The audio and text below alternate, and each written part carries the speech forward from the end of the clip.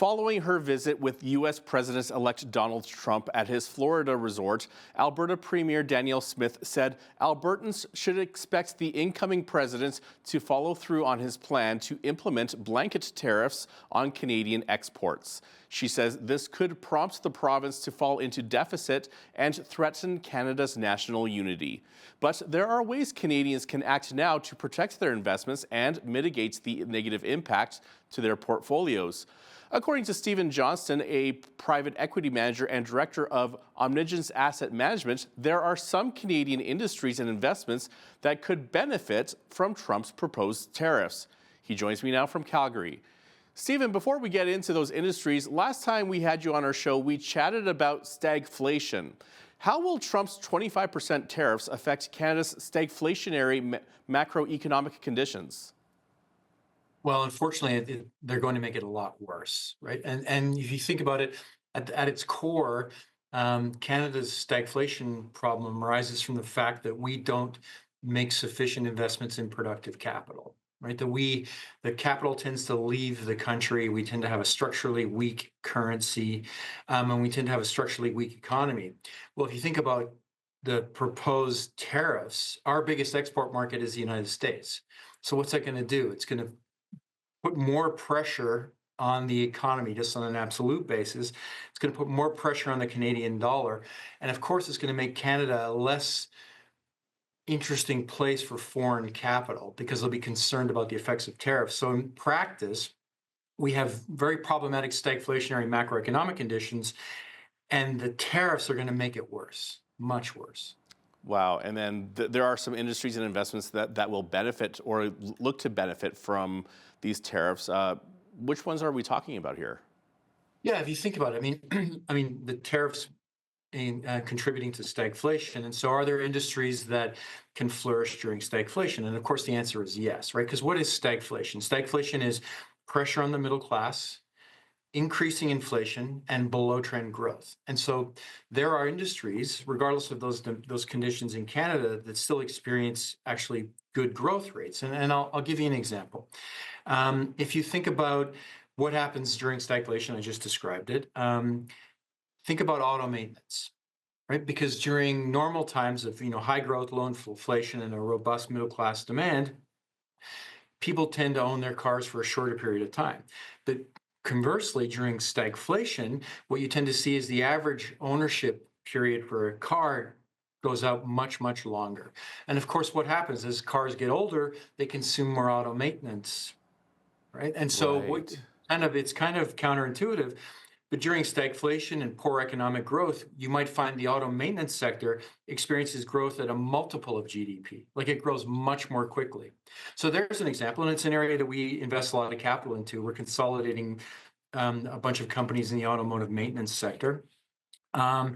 Another one that you might find in Canada experiences growth even though the overall conditions in the economy are stagflationary is the building products distribution sector. It's very fragmented.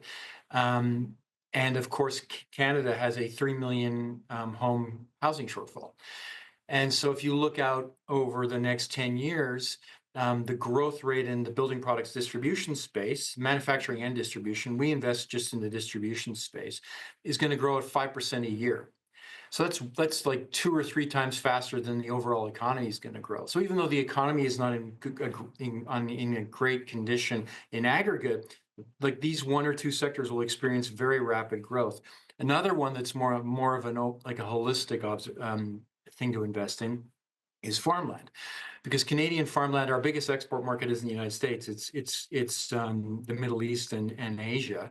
So first of all, you're not really subject to those tariff risks.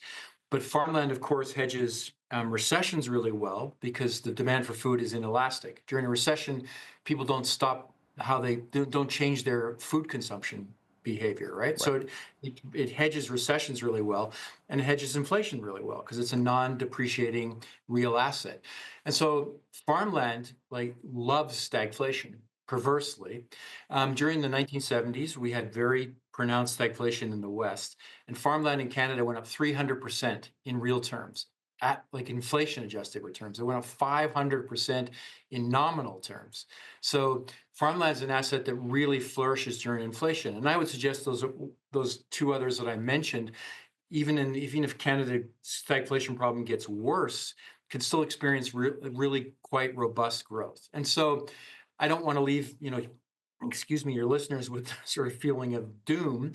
The tariffs look like they're going to get implemented and, make Canada's stagflation problem worse. But stagflation really is just, if you want to think about it differently, is that different parts of the economy grow as opposed to the parts of the economy that grew in the last 20 years, where we had low inflation and high growth.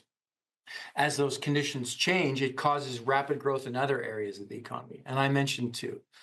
And so it's not all universally bad. I mean, it's not good for Canada on an aggregate basis, but certainly you might be able to find pockets of really, really pronounced, robust growth. And we certainly believe that. And we are only days away from Donald Trump taking office. What can we as Canadian investors do now to mitigate the impact on our portfolios?